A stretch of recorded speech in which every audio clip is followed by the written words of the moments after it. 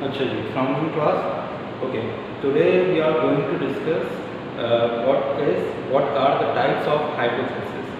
But before discussing the types of hypothesis, first of all we have to discuss what hypothesis is. सबसे पहले हमें जब ये बात समझ में आएगी कि hypothesis होता क्या है, तो उसके बाद फिर हम उसकी टाइप्स को भी ईजिली समझ सकते हैं। ठीक है, तो फर्स्ट ऑफ ऑल देखते हैं कि हाइपोथेसिस हमारे पास क्या होता है।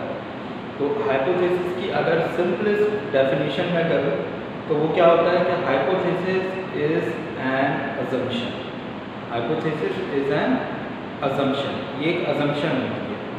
अच्छा, अगर मैं कहूँ ना कि पूरी की पूरी रिसर्च का सेंटर क्या होता है, तो वो सेंटर हाइपोथेसिस ही होता है। ठीक है, आपकी पूरी की पूरी जो रिसर्च होती है वो किसी एक या कुछ नंबर ऑफ अजम्पशंस के ऊपर ही बेस करती है। अब देखें, दुनिया में जितनी भी बड़ी बड़ी रिसर्चेज हुई हैं वो सारी की सारी अजम्पशंस की बेसिस के ऊपर हुई हैं। रिसर्च होती क्या है कि पहले इंसान किसी एक चीज़ को अज्यूम करता है, ठीक है ना, इमेजिनेशन में होता है ना सबसे पहले। यानी कि देखें, फॉर एग्जांपल इंसान जो है वो चांद पर बाद में गया फिजिकली, लेकिन वो मेंटली पहले पहुंच गया। उसने एक इमेजिनेशन की कि यार मैं चांद पर जा सकता हूँ, अगर इंसान चांद पर जाए तो कैसा होगा, और वो अपनी इमेजिनेशन के अंदर वो चांद पर पहुँच गया। ठीक है, और बाद में फिर फिजिकली भी पहुँच गया। इसी तरीके से इंसान ने पहले सोचा कि हम हवा में उड़ सकते हैं, तो उसने सोचा कि हाँ हम शायद हवा में उड़ सकते हैं, और फिर उसने जहाज़ बना लिया। इसी तरीके से आप देखें जितनी भी बड़ी बड़ी रिसर्चेज हुई हैं वो रिसर्चेज अपनी रियलिटी के अंदर आने से पहले वो सारी की सारी क्या थी, अजम्पशंस थी। वो सारे के सारे क्या थे, हाइपोथेसिस थी। अब रिसर्च का तरीका यही होता है कि सबसे पहले जो रिसर्चर होता है वो एक हाइपोथेसिस को अज्यूम करता है, ठीक है, और फिर on the basis of empirical data उस हाइपोथेसिस को चेक करता है। ठीक है, अब कैसे, फॉर एग्जांपल मैं एक हाइपोथेसिस क्रिएट करता हूँ कि अजम्पशन है, ठीक है, मेरी अजम्पशन है। मेरी अजम्पशन ये है कि मैं फॉर एग्जांपल ये प्रोडक्ट बेचता हूँ, इसका नाम है ड्राई ईज, ठीक है, और ये फॉर एग्जांपल ये ABC कंपनी का प्रोडक्ट है ड्राई ईज। ठीक है, इसका काम क्या है बेसिकली, इसका काम ये है कि मैं इससे लिख भी सकता हूँ बोर्ड पर और फिर उसको रिमूव भी कर सकता हूँ, ये इसका फंक्शन है। अच्छा, मैं अजम्पशन ये करता हूँ कि यार मेरा प्रोडक्ट बिक नहीं रहा है, इसकी सेल्स थोड़ी कम हो रही है, तो मैं अजम्पशन ये बनाता हूँ कि क्या अगर मैं इस प्रोडक्ट के ऊपर डिस्काउंट दे दूँ तो ये प्रोडक्ट ज़्यादा बिकने लगेगा। ठीक है, या मैं एक रिसर्च कर रहा हूँ जिसके अंदर मैं ये देख रहा हूँ कि इस तरह के जो मार्कर्स हैं उनके ऊपर जब भी डिस्काउंट दिया गया तो क्या उनकी सेल्स बढ़ी, कम हुई, या उतनी की उतनी रही। ठीक है, तो मैं डिस्काउंट का इफेक्ट देखना चाह रहा हूँ।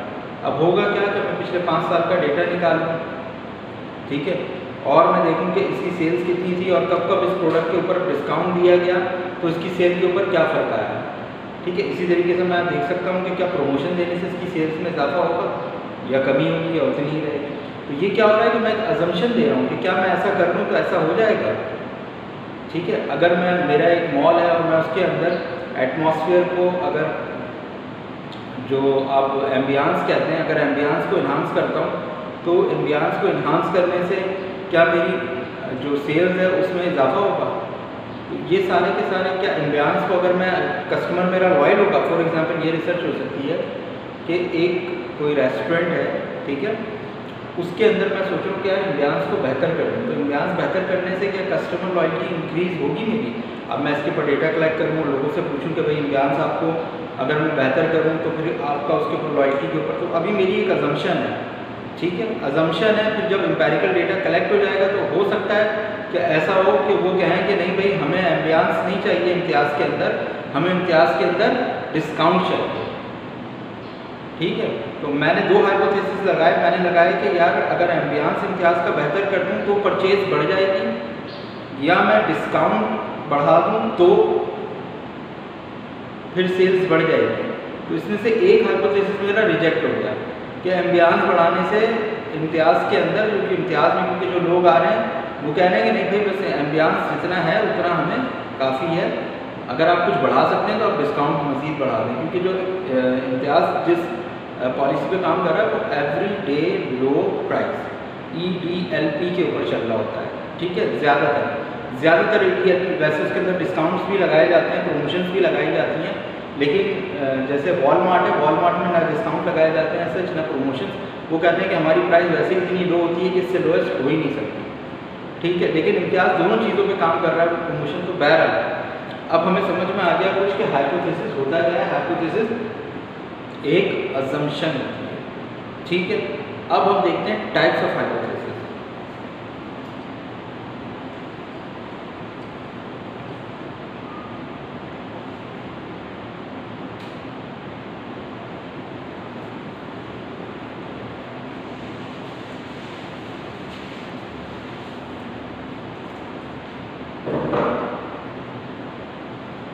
अच्छा, अगर हम टाइप्स ऑफ हाइपोथेसिस की बात करें तो there are so many types, ठीक है। उनमें से कुछ जो 6-7 टॉप मोस्ट टाइप्स हैं हाइपोथेसिस की, वो मैं आपके साथ डिस्कस करता हूँ, ठीक है।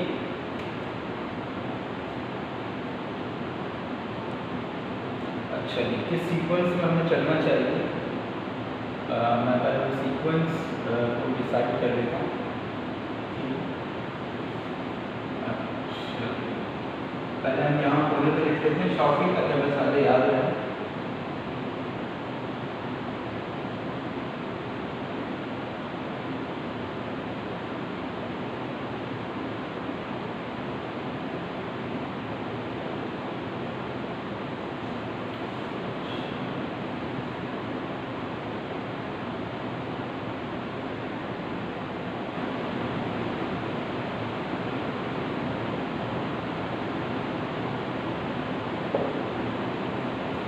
ठीक है, 7 टाइप्स मैंने कुछ लिख दी हैं अपनी ज़बान में, उसको बहरहाल आपको समझने की ज़रूरत नहीं है, तो ये मुझे समझ में आ रहा है, बस मैं इसे एक करके आपको बताता जाता हूँ, ठीक है। अच्छा, सबसे पहले हम डिस्कस करते हैं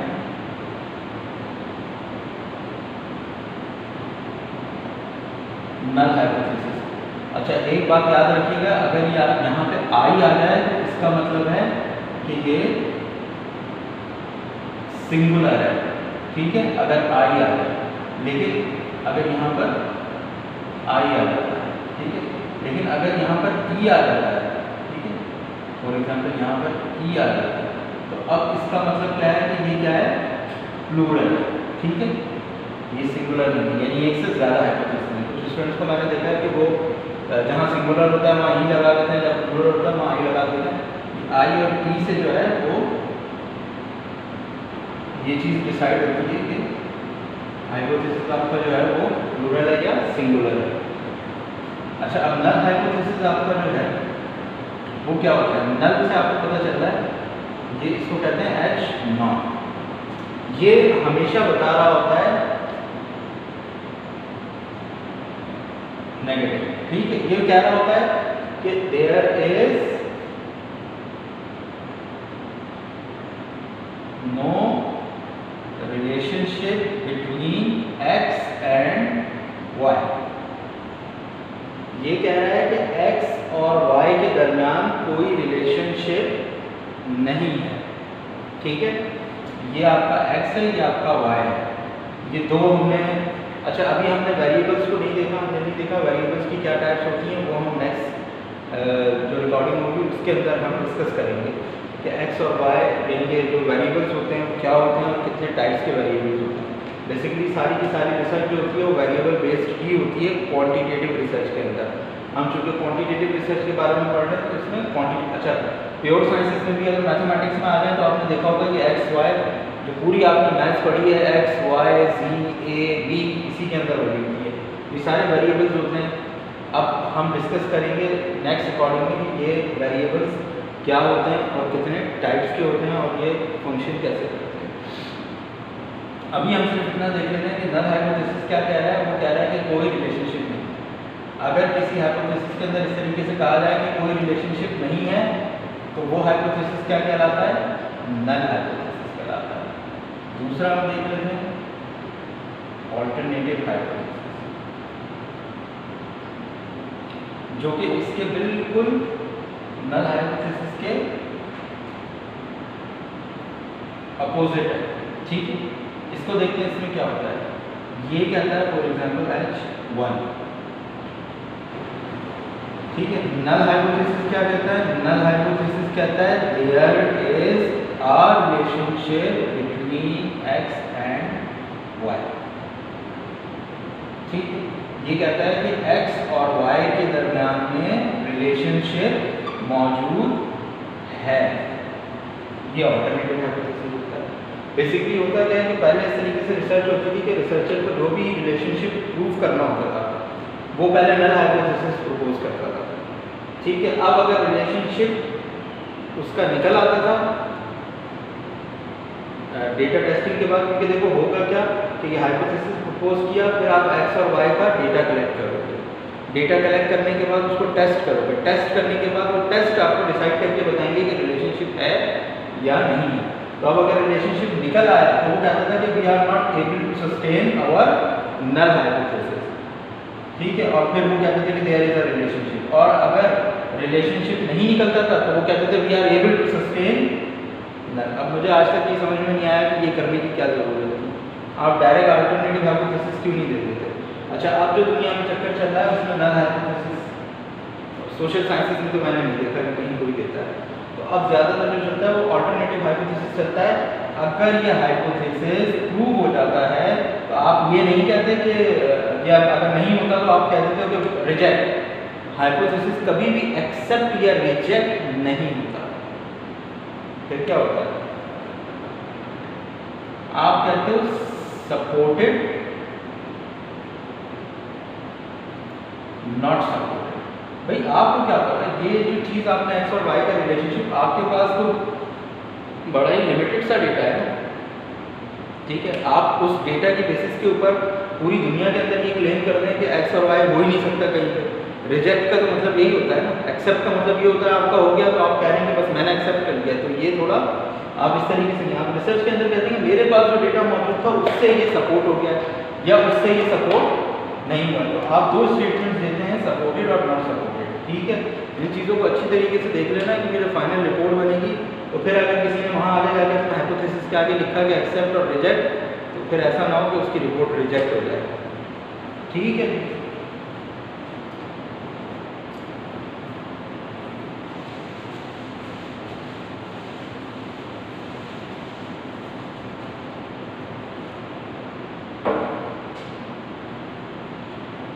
अच्छा अब देख लेते हैं डायरेक्शनल और नॉन डायरेक्शनल क्या होता है।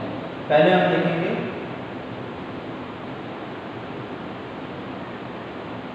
Non directional.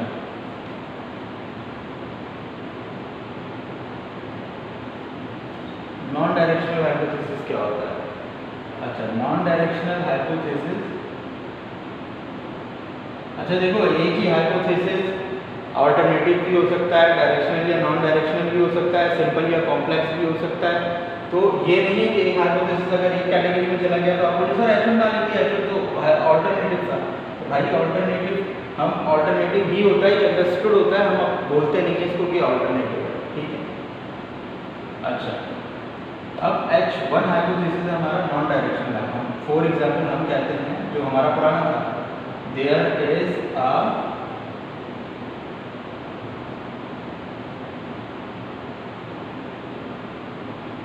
direct positive relationship between x and y। ये कौन सा है? Non directional. क्यों नॉन डायरेक्शनल है? हम कह रहे हैं there is a direct positive relationship between x and y। ये रहा x और ये रहा y। हम कह रहे हैं इनके दरमियान में क्या है? रिलेशनशिप है। लेकिन आपको कहीं ये नजर आ रहा है कि मैंने कहीं ये बात की हो कि x का y के ऊपर इम्पैक्ट है या y का x के ऊपर इम्पैक्ट है, या x y को इफेक्ट कर रहा है और y या तो x को इफेक्ट कर रहा है? ऐसा कहीं आपको इस स्टेटमेंट में दिख रहा है? ऑब्वियसली आपको नहीं दिख रहा। आपको सिर्फ ये दिख रहा है कि इन दोनों के दरमियान में रिलेशनशिप है।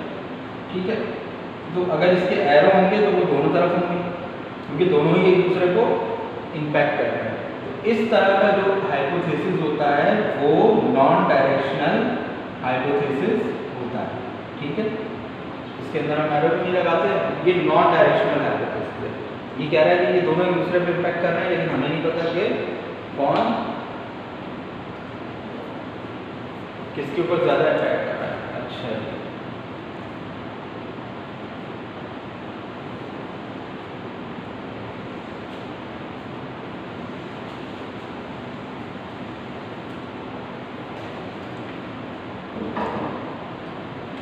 दूसरा है डायरेक्शनल हाइपोथेसिस। डायरेक्शनल हाइपोथेसिस में क्या होता है, आप कहते हो देयर इज अ, अच्छा देखो वर्डिंग में चेंज हो सकती है, कुछ और भी हो सकती है, लेकिन जो उस सबका मफहूम निकलेगा वो यही होगा, तो positive direct effect of x on y। क्या चेंज हुआ भाई, यहाँ रिलेशनशिप नहीं बता रहे, यहाँ पे बता रहे हैं कि इफेक्ट है किसका, x का y के ऊपर। यानी कि अगर मैं इसको बना के दिखाऊं तो अब एरो बन जाएगा, ये आगे direction, that's why it is called directional hypothesis, ठीक है। इफेक्ट बोल सकते हो आप इम्पैक्ट बोल सकते हो, या कोई और वर्ड भी अगर आप देखोगे पेपर्स के अंदर यूज हुआ होगा, ठीक है। समझने के लिए हम इसको ये समझ लेते हैं कि there is a positive direct effect of X on Y, ठीक है। तो मेरे ख्याल से आपको नल हाइपोथेसिस, अल्टरनेटिव हाइपोथेसिस और नॉन डायरेक्शनल हाइपोथेसिस और डायरेक्शनल हाइपोथेसिस क्लियर हो गया। अब हम आते हैं सिंपल और कॉम्प्लेक्स की तरफ।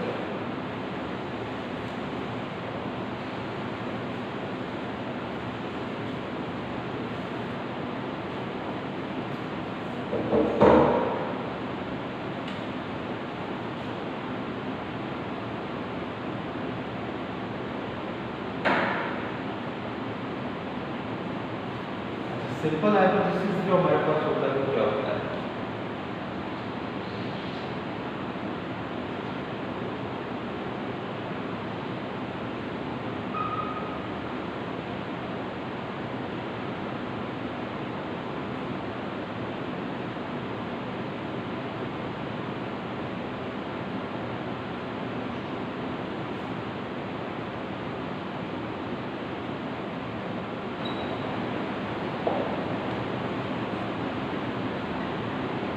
ये वही बात मैं आपसे कह रहा था कि क्या है, कहेंगे आप कहेंगे सर ये तो अल्टरनेटिव हाइपोथेसिस है, ये तो डायरेक्शनल हाइपोथेसिस है। तो जो अल्टरनेटिव है, जो डायरेक्शनल है, वो सिंपल भी हो सकता है। सिंपल हाइपोथेसिस की क्या शर्त होती है कि इधर और इधर जो है वो एक एक। अच्छा अब यहाँ डिस्कस करना ही पड़ेगा कि ये वाला जो वेरिएबल होता है इसको हम कहते हैं इंडिपेंडेंट वेरिएबल और उसको कहते हैं डिपेंडेंट वेरिएबल, ठीक है। डिपेंडेंट और इंडिपेंडेंट वेरिएबल का जो कॉन्सेप्ट आता है वो डायरेक्शनल हाइपोथेसिस में ही आता है। नॉन डायरेक्शनल के अंदर ना कोई इंडिपेंडेंट होता है ना डिपेंडेंट होता है। इंडिपेंडेंट का मतलब ये आज़ाद है और ये आज़ाद नहीं है, ठीक है। ये आपका इंडिपेंडेंट आ गया और ये आपका डिपेंडेंट आ गया वेरिएबल, ठीक है। अच्छा डिपेंडेंट इंडिपेंडेंट को हमने जो वेरिएबल वाली है उसके अंदर हमने समझा हुआ है कि इंडिपेंडेंट क्या होता है, डिपेंडेंट क्या होता है, ठीक है। तो अगर एक इंडिपेंडेंट हो एक ही डिपेंडेंट हो तो फिर ये कौन सा हाइपोथेसिस है, ये सिंपल हाइपोथेसिस है, ठीक है। लेकिन फर्ज करें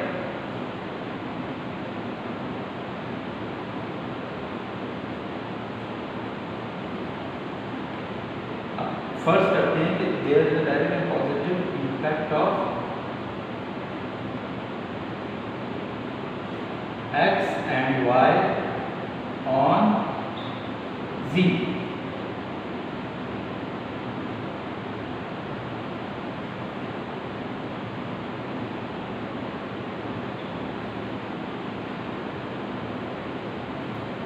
ठीक, अब आप ये कॉम्प्लेक्स हाइपोथेसिस हो गई, ठीक है। अब क्या हो रहा है, अब आप बता रहे हो कि यहाँ पर x और y का z के ऊपर, अब एक इंडिपेंडेंट नहीं रहा, इंडिपेंडेंट दो, इंडिपेंडेंट कितने हो गए, दो हो गए।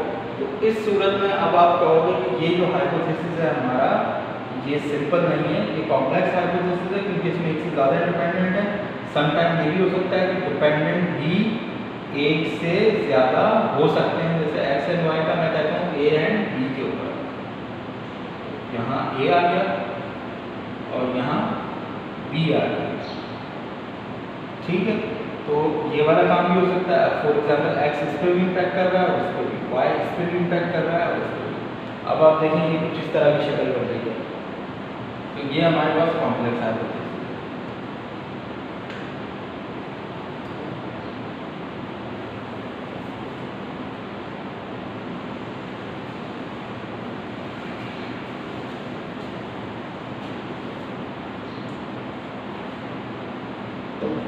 अब last but not the least, associative या इसको कॉजल कहते हैं, इसमें भी यही होता है कि एक्स और वाई इसी तरीके से हाइपोथेसिस बनता है। फर्क ये है कि ये कॉजल है, कॉजल रिसर्च याद होगी। हम ये चेक करते हैं कि अगर इसको ऊपर और नीचे किया जाए तो इसमें कितना फर्क आएगा। ये कॉजल रिसर्च होती है आपके पास। एक किसी इम्पैक्ट को कम या ज़्यादा करते हैं और उसके ऊपर दूसरे का जो इसका जो इम्पैक्ट है वो इसके ऊपर चेक किया जाता है, ठीक है। ये इतना ज़्यादा हम रिसर्च के अंदर भी आपका लेवल नहीं है, हम कॉजल के ऊपर जाएं, इसको बस समझ लें आप, ठीक है। लेकिन बाकी वाले जो 6 हमने पढ़े वो सारे के सारे अप्लाई होंगे, ठीक है। तो ये सारी की सारी हाइपोथेसिस की कहानी थी। तो होप आप लोगों को ये समझ में आया होगा, ठीक है। ओके।